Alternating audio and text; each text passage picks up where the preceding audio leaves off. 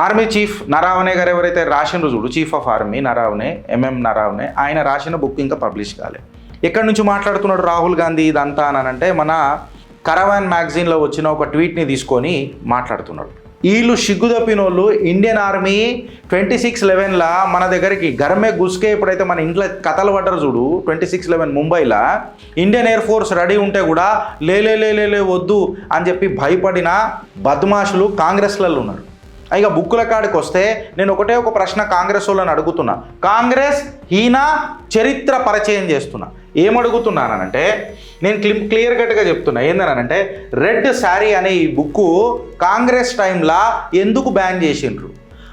మెమోర్ of 4 stars of destiny exist అవుతుందా అని అంటే ఎస్ ఎగ్జిస్ట్ అవుతుందా అని అంటే ఎస్, కాదని అంటలేను నేను. దానిలో ఉన్న కొన్ని పారాగ్రాఫ్స్కి నువ్వు కొన్ని తీసుకొని మాట్లాడు, నువ్వు మొత్తం తీసుకొని మాట్లాడలే కదా. అందులో క్యారవాన్ కంప్లీట్గా ఏ రకంగా వస్తాయో వాళ్ళ కథనాలు మాకు తెలియదా? దా క్యారవాన్ మ్యాగజైన్ ఎవడు నడుపుతాడో మాకు తెలియదా? Parliament has a rules mister Rahul Gandhi, but as far as the media is concern I'm showing the evidences to you and I'm asking valid questions. మళ్ళీ ఐఎన్ఎస్ విక్రాంట్ని మీరు పిక్నిక్కి తీసుకోబోయారట, మళ్ళీ దాని మీద కూడా ఒక చర్చ ఇద్దామా? మాట్లాడాలి కదా. చైనాతోనేమో ఎంఓయూలు రాసుకున్నారు, మళ్ళీ అప్పుడు కూడా మాట్లాడతాం కదా. మళ్ళీ 26/11కి నా ఇండియన్ ఎయిర్ ఫోర్స్ బగబగ మండిపై ఛాతి చీర్దాం నా కొడుకులది పాకిస్తాన్ లేదనంటే మళ్ళీ అప్పుడు మీకు ఎందుకు వెన్నులో వణుకు పుట్టింది?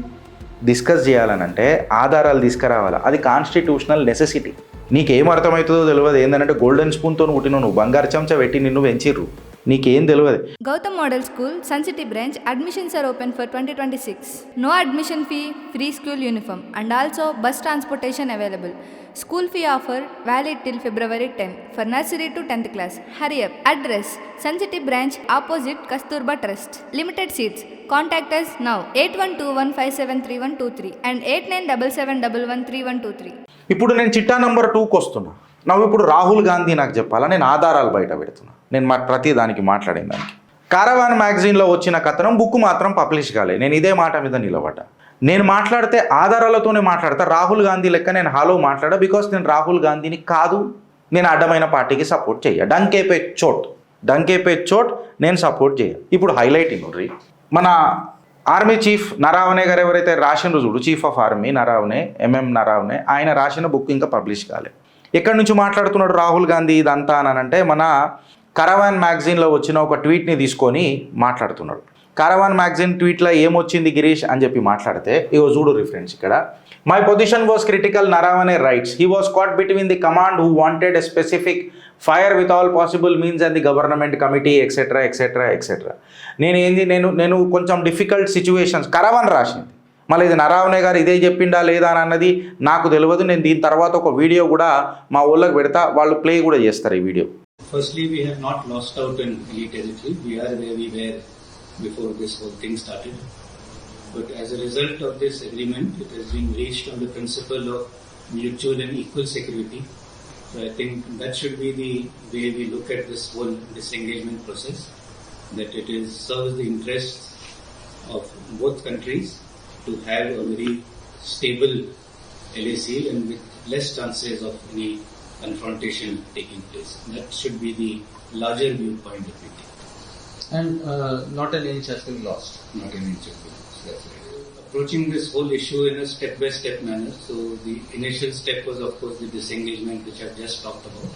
So future rounds of talks will continue, and I'm sure that through these talks we will be able to narrow down our differences and arrive at a acceptable solution. Once again, based on mutual and equal security, and which is acceptable to both sides, and only when it is acceptable to both sides will it actually. అయితే ఇక్కడ మీరు అర్థం చేసుకోవాల్సిన విషయం ఏంటంటే friends, ఇక్కడ చూడండి, నేను the time stretched each minute was a minute closer to the Chinese tanks reaching the top. అంటే ఒక్కొక్క మినిట్కి చైనీస్ ట్యాంకులు దగ్గరకు వస్తున్నాయి అని చెప్పి కారవాన్ రాసింది. Rajnath Singh call back at 10:30 PM. He had spoken to the prime minister Narendra Modi whose instructions consisted of a single sentence. Narendra మోదీకి రాజ్నాథ్ సింగ్ గారు ఫోన్ చేసిండ్రు. రాజ్నాథ్ సింగ్ గారు ఎప్పుడు మాట్లాడినరు? 10:30కు మాట్లాడినరు. 10:30కు మాట్లాడిన తర్వాత ఏమైంది అని చెప్పి మనం మాట్లాడితే మోదీ గారు అన్న మాట ఒకటే, ఏమనని? జో ఉచిత్ సంజో ఓ కరో, do whatever you deem appropriate. ఇంత క్లియర్ కట్గా మోదీ గారు చెప్పిండ్రు. అంటే మిలిటరీకి పవర్ ఇచ్చినట్ట, లేకపోతే నేను చెప్పే వరకు నువ్వు చెప్పొద్దు అని చెప్పినట్ట? వీళ్ళు సిగ్గు తప్పినోళ్ళు. ఇండియన్ ఆర్మీ 26/11 మన దగ్గరికి గర్మే గుస్కే ఎప్పుడైతే మన ఇంట్లో కథలు పడ్డరు చూడు, 26/11 ముంబైలో ఇండియన్ ఎయిర్ ఫోర్స్ రెడీ ఉంటే కూడా లే వద్దు అని చెప్పి భయపడిన బద్మాషులు కాంగ్రెస్లలో ఉన్నారు.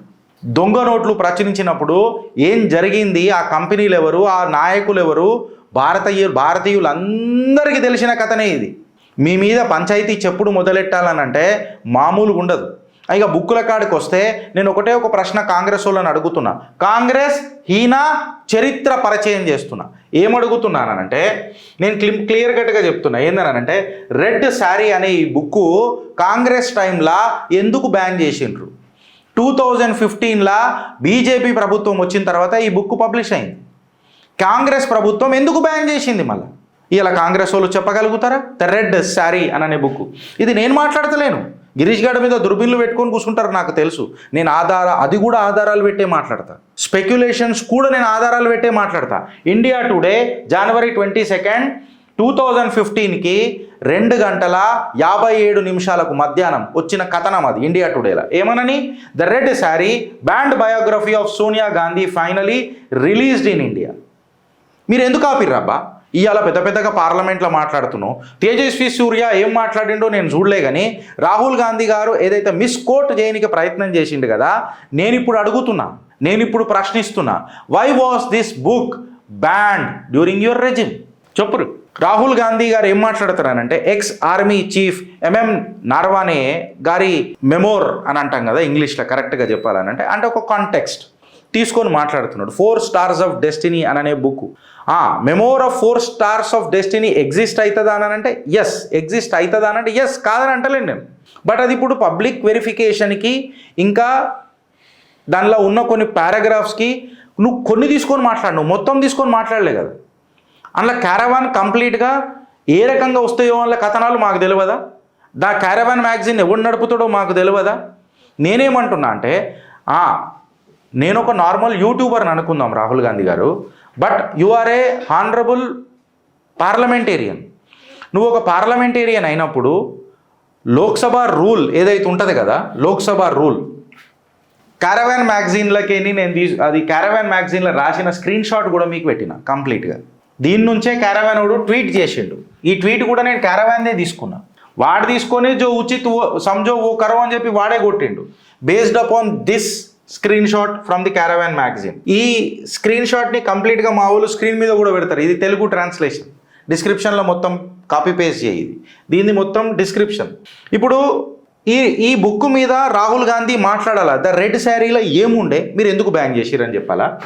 మళ్ళీ సుబ్రహ్మణ్య స్వామి కూడా వెనకటికి Sonia Gandhi doesn't have a courage, ఆమె ఎక్కడ 1963 నుంచి 68 దాకా పనిచేసింది అని సుబ్రహ్మణ్య స్వామి ఒక క్వశ్చన్ వేసిండు.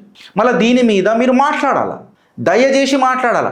1963 నుంచి 68 వరకు సోనియా గాంధీ గారు ఎక్కడ పనిచేసిండ్రు అని గంభీరమైన ఆరోపణలు సుబ్రహ్మణ్య స్వామి అప్పుడు చేస్తే నేను యాజ్ ఇట్ ఈస్గా స్క్రీన్ షాట్ పెట్టిన.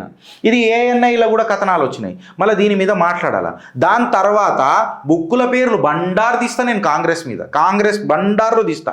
The soviets in India, Moscow's major penetration programme. ఈ బుక్ బయటికి తీసి మాట్లాడదామా? రిఫరెన్స్ నంబర్ కూడా పెట్టినా నేను. CIA డాక్యుమెంట్ అది. CIA document RDP 86T00586 R000400490007/7. ఈ డాక్యుమెంట్ రిఫరెన్స్ తీసుకొని మాట్లాడుతున్నా. And this is available in the net also. మళ్ళీ దీని మీద పంచాయతీ ఏంది? మేజర్ పెనెట్రేషన్ మాస్కోలా ఈ ప్రోగ్రామ్ మన దేశంలో మాస్కో నుంచి వచ్చిన గదే కదా రాసిరాడ. ఏ స్పైలు మన ఇండియాలో ఉండే, ఎవడి రెజ్యూమ్లు ఉండే.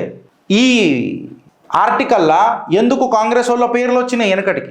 కాంగ్రెస్ అనే పేరు అప్పుడు ప్రభుత్వం కాంగ్రెస్దే ఉండే కదా. మళ్ళీ దీని మీద చర్చిద్దామా? చర్చకు మీరు సిద్ధమా, సంసిద్ధమా? Parliament has a rules mister Rahul Gandhi, but as far as the media is concerned I'm showing the evidences to you and I'm asking valid questions and you are bound to answer this. And if you fail to answer this, in my opinion you fail as a leader of opposition. You are not an LOP for me then. మీరు గారప్పుడు ఇది మీరు గుర్తుపెట్టుకోరు. రాహుల్ గాంధీకి జర అర్థం కావాలని ఇంగ్లీష్లో మాట్లాడినా గంతే. నువ్వు పార్లమెంట్లో ఏం మాట్లాడతావో నాకు తెలియదు. నేను యూట్యూబ్లో మాత్రం ఆధారాలు పెట్టుకొని మాట్లాడినా. అదే నా ధైర్యం, అదే నా సాహసం. మళ్ళీ దీని మీద మాట్లాడు. The soviets in India Moscow's major penetration programme మాట్లాడదామా? సిఐఏ డాక్యుమెంట్ కూడా పెట్టిన. మళ్ళీ సుబ్రహ్మణ్య స్వామి గారు అడిగిన ప్రశ్నలకు మీరు ఎప్పుడైనా సమాధానం చెప్పగలుగుతారా అని చెప్పి నిలదీస్తున్నా. రాహుల్ గాంధీ గారి పైన ఒక టేబుల్ వేసుకొని వచ్చినప్పుడు ఆయన మన నరావనే గారు ఏదైతే మాట్లాడినరో వాళ్ళు ఒక అంశం తీసుకొని మాట్లాడతారు. అంశం ఎందుకు తీసుకుంటే మొత్తం తీసుకో కదా, కంప్లీట్గా తీసుకో కదా, మొత్తం తీసుకొని మాట్లాడు కదా. బుక్ పబ్లిష్ అయినాక మొత్తం దాని మీద డిస్కస్ చేద్దాం కదా. మళ్ళా నువ్వు ఒక పార్లమెంటేరియన్వి, గౌరవనీయ పార్లమెంట్ సభ్యుడివి, మళ్ళీ లోక్సభ రూల్స్ 349(I) అందులో మెంబర్స్ ఎవరైతే ఉంటారో, ఏవైతే newspapers, books, letters publish కావో అంటే ఏమంటారు దాన్ని, పబ్లిష్ కావో, ప్రచురింపబడయో అవి మాట్లాడొద్దు, అవి డిస్కస్ చేయొద్దు హౌస్ ఆఫ్ బిజినెస్లా అని చెప్పి క్లియర్ కట్టుకున్నది కదా. మళ్ళీ చైర్ ఎవరైతే స్పీకర్ గారు ఉంటారు కదా, అనగా మన ఓం బిర్లా గారికి అది జరిపేసే హక్కు, డిజాల్వ్ చేసే హక్కు ఆ కుర్చీకి ఉన్నది కదా. అంటే నువ్వు ఇండిపెండెంట్గా డిసైడ్ అయిపోతావా, నేను రూల్ చేసినా కాబట్టి దేశంలో నేను చెప్పిందే ఢిమ్కా అని చెప్పి నువ్వు డోలు కొట్టంగానే మేమందరం ఆడాలా? ఇది కరెక్టా? దీని మీద మీ ఒపీనియన్ చెప్పురి ఫ్రెండ్స్. ప్రభుత్వము సెంట్రల్ గవర్నమెంట్ బీజేపీ భయపడుతుందంట. ఏం భయపడుతుంది? బంకచక్క మాషపత్రి నాకు అర్థం కాదు కానీ ఎందుకు భయపడుతున్నదని ఇప్పుడు మొత్తం కథనం చెప్పిన నేను ఇంతకుముందు. ఏడ ఫార్మల్ అబ్జెక్షన్ ఉన్నది చెప్పు, నాకు అర్థమవుతలేదు. కానీ క్లియర్ కట్గా చెప్పాలని అంటే నువ్వు అథెంటిసిటీ చెప్పు, ఫస్ట్ అథెంటిసిటీ చెప్పు. నువ్వు ఈ రూల్ బీజేపీ వచ్చినాక రాలే 349(I) అని అనేది. అది రాజ్నాథ్ సింగ్ గారు కూడా మాట్లాడారు, అమిత్ షా గారు కూడా మాట్లాడినారు, కిరణ్ రిజ్జు గారు కూడా మాట్లాడారు నిన్న. ఈ రూల్స్ మేము ఫ్రేమ్ చేయలే అండ్ ఓం బిర్లా గారు కూడా ఫ్రేమ్ చేయలే. ఏవైతే రూల్స్ పార్లమెంట్ రూల్స్ ఉన్నాయో ఆ రూల్స్ని తీసుకొని వచ్చి పెట్టిండ్రు. నువ్వు పబ్లిష్ చేసినాక మాట్లాడు కదా. రూల్ అనేది ఎన్ఫోర్స్మెంట్ అంటే ఫియర్ అవుతుందా? అథెంటికేట్ అవుతుంది. అది కూడా ఎవడు పబ్లిష్ చేసిండు? కారావాన్ అనే ఒక మ్యాగజైన్ చేసింది. ఎక్కడికేం చేసింది అని అంటే ఒక బుక్లకి ఏం చేసింది. ఆ బుక్ ప్రచురితమైందా లేక కాలే, దాని ఫుల్ అవైలబిలిటీ ఏమైనా మార్కెట్లో దొరుకుతుందా లేదు. అంటే నీ సెకండరీ రిపోర్టింగ్ ఏదైతే ఉంటుందో చూడు, 2 నంబర్ దందా రిపోర్టింగ్ అంటారు దీన్ని, ఆధారాలు లేకుండా. ఈ 2 నంబర్ దందా రిపోర్టింగ్ అనేది ప్రైమరీ సోర్స్ అయిపోతుందా? అది ఎవరికైతుంది తెలుసా? రాహుల్ గాంధీ లాంటి వాళ్ళకి అవుతుంది. మళ్ళీ సిఐఏ డాక్యుమెంట్ ఒకటి రిలీజ్ చేసింది. ఎందుకంటే కాంగ్రెస్ టైప్ ఉన్నప్పుడు మాస్కో ఏజెంట్లు భారతదేశంలో పెనిట్రేట్ చేసిరని, మళ్ళీ దాని మీద చర్చిద్దామా? మళ్ళీ ఐఎన్ఎస్ విక్రాంట్ని మీరు పిక్నిక్కి తీసుకోపోయారట, మళ్ళీ దాని మీద కూడా ఒక చర్చిద్దామా? మాట్లాడదాం కదా, మాట్లాడాలి కదా. చైనాతోనేమో ఎంఓయూలు రాసుకున్నారు, మళ్ళీ అప్పుడు కూడా మాట్లాడదాం కదా. మళ్ళీ 26/11కి నా ఇండియన్ ఎయిర్ ఫోర్స్ బగబగ మండిపై ఛాతీ చీర్దాం నా కొడుకులది పాకిస్తాన్ వాళ్ళదని అంటే మళ్ళీ అప్పుడు మీకు ఎందుకు వెన్నులో వణుకు పుట్టింది? మీరు ఎందుకు పర్మిషన్ లేదు? దాని మీద చర్చిద్దామా? మీకు పార్లమెంట్లో 349(I) ఉంటుందొచ్చు, నాకు అది లేదు. మాట్లాడదామా? దాని మీద చర్చిద్దామా? అంటే నీకు అనుకూలంగా ఉన్నాయని సంసారం అయిపోతుంది, నీకు నచ్చకపోతే అది వ్యభిచారం అయిపోతుంది. ఎట్లయితుంది బ్రదర్? ఇప్పుడు జో ఉచిత్ సమజో ఓ కరో అని చెప్పినప్పుడు ఫుల్ చాప్టర్ ఎంపవర్మెంట్ ఇచ్చిండు కదా మోడీ. ఇది నీకేమర్థమైంది? నీకేం సంబంధం లేకుండా నువ్వు మాట్లాడినావు. అసలు నీకేమన్నా ఎవడన్నా చదివి చెప్తాడా, చదవకుండా చెప్తాడా? ఆ పక్కకు వాడు మన కాంగ్రెస్ వాళ్ళు ఒక ఆయన ఉంటాడు, ఏది మన west బెంగాల్కేని. Speaker sir, my leader of the opposition is only trying to emphasize on this topic that has been published in the Caravan magazine. You need to listen, Speaker sir, and the government is responsible. ఈ అమ్మాయి ఎంతసేపు జోక్తారా అయ్యా, నాకు అర్థం కాదు. జాక్పెట్టి లేపుతూనే ఉంటారు ఈ మనిషిని. జర్నలిస్టిక్ ఇంటర్ప్రిటేషన్ జరగదు బ్రదర్, అఫీషియల్ డాక్యుమెంట్లు పెట్టాలా. నేను కూడా ఏది చెప్తే అది నడవది. నేను చూపించి మాట్లాడుతున్నా, కారవాన్లో వచ్చింది మాట్లాడుతున్నా, దాని స్క్రీన్ షాట్ తీసుకొని మాట్లాడుతున్నా, ఆధారాలు పెట్టుకొని మాట్లాడుతున్నా. ఆధారాన్ని ఊకనే అడుగుతలేను. You failed as a leader of the opposition, but today I pass because I display valid evidences on the screen మీద పెట్టి మాట్లాడతా నేను. స్పీకర్ గారు ఏకపక్ష తీర్మానాలు తీసుకుంటున్నారట. అరే రూల్ని పెట్టే తీసుకున్నాడు కదా, సరే పార్లమెంట్లోనే మాట్లాడాలి. అంటే ఈ డిమ్కా గాళ్ళు ఎట్లుంటారు అనేది నాకు అర్థం కాదురా నాయన, నిజంగా చెప్తున్నాను కదా. దాని మీద కూడా నేను పలు ఛానల్లో చూస్తున్నా. సెన్సేషన్ ఇన్ ది పార్లమెంట్, డిగిడిగిడిగిడిగిడి పెద్ద మ్యూజిక్, మళ్ళా డిగిడిగిడిగిడి రాహుల్ గాంధీనే తేల్కా మచాదియా. ఏం చేసిండని చూస్తే బంకచక్క మాషపత్ర ఉన్నది ఆడ. మల్టిపుల్ సార్లు ట్యాక్స్ పేర్ల పైసా బద్నామైంది, నిన్న అడ్జర్న్ అయింది. హై వోల్టేజ్ డిబేట్లు ఎందుకు? పార్లమెంట్లోనే మాట్లాడాలా. మీరు అట్లా చేయొద్దు, అడ్జర్న్ చేయొద్దు. నేనేం అడుగుతున్నా అంటే నువ్వు బయటకు వచ్చి మాట్లాడు కదా, నువ్వు బయటకు వచ్చి మాట్లాడు. ఓడాపిండి నిన్ను వెనకటి కంటే మీడియా లేకపోయినుండే, మైకులు లేకపోయినుండే, అన్ని కెమెరాలు అన్ని పార్లమెంట్లోనే ఉంటుండే. నువ్వు పార్లమెంట్లో కూర్చొని మాట్లాడితేనే దేశం మొత్తం కనబడతావు కాబట్టి లేచి నిలబడి నేను ఎంత పెద్ద ఓరేటర్ను అన్నది తెలవాలి కాబట్టి నువ్వు మాట్లాడుతుండే. ఇప్పుడు ఏమైందిరా ఆయన, నువ్వు బయటకు వస్తే పార్లమెంటే కదా, నువ్వు మాట్లాడు కదా. ఈ ఫిక్షను, ఈ డ్రామటైజేషను, ఒక లీగల్ ప్రూఫ్ లేకుండా ఎందుకు మాట్లాడుతున్నావు? నీ నరేటివ్ దానికి ఎవిడెన్స్ లేకపోతే అది నిజమవుతుందా అని చెప్పి నేను మాట్లాడుతున్నా. అయినా ఆడెవడో ఫారిన్ ఇంటెలిజెన్స్ కూడా రాసిందంతా తీసుకొని వచ్చి గీడ రుజుతావేంది బ్రదర్? మళ్ళీ నేను కూడా నీకు ఒక సిఐఏ డాక్యుమెంట్ పెట్టిన, మళ్ళీ దాని మీద మాట్లాడదామా? ఇంకా పెద్ద పెద్దగా ఉన్నాయి. ఎవరో కేజీబీ ఏజెంట్లు కూడా ఉండేనంట. మీ నాయన అసాసినేషన్కి కూడా అది లింక్ ఉందంట. రాహుల్ గాంధీ గారు, రాజీవ్ గాంధీ గారు అసాసినేషన్కి కూడా లింక్ ఉందంట. మళ్ళీ దాని మీద మాట్లాడదామా, చర్చిద్దామా? నేను బేస్లెస్ ప్రూఫ్స్ ఆధారాలు లేకపోతే తీసుకురాను, మాట్లాడా. బట్ నువ్వు చర్చ మొదలెడితే నేను కూడా చర్చ మొదలెడతా. కాంగ్రెస్ ఈయన చరిత్ర పరిచయం చేస్తూనే ఉంటా. నువ్వు ప్రైమరీ ఎవిడెన్సెస్ తీసుకురా, డాక్యుమెంట్సెస్ తీసుకురా. అది తీసుకురాకుండా నన్ను మాట్లాడనీయలేనగానే ఒక సబ్స్టాంటేటివ్ విక్టరీ అయిపోతుంది మన రాహుల్ గాంధీకి. నువ్వు పార్లమెంట్లో ఏదైనా డిస్కస్ చేయాలనంటే ఆధారాలు తీసుకురావాలా. అది కాన్స్టిట్యూషనల్ నెసెసిటీ. నీకేం అర్థమవుతుందో తెలియదు. ఏంటంటే గోల్డెన్ స్పూన్తో పుట్టిన నువ్వు బంగారు చెంచా పెట్టి నిన్ను పెంచిర్రు, నీకేం తెలియదు.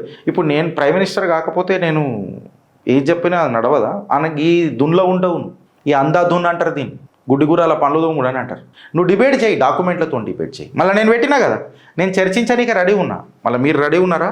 మీరు ఆలోచిస్తారా లేక అనుభవిస్తారా? ఫ్రెండ్స్, భారత్ మాతాకి జై.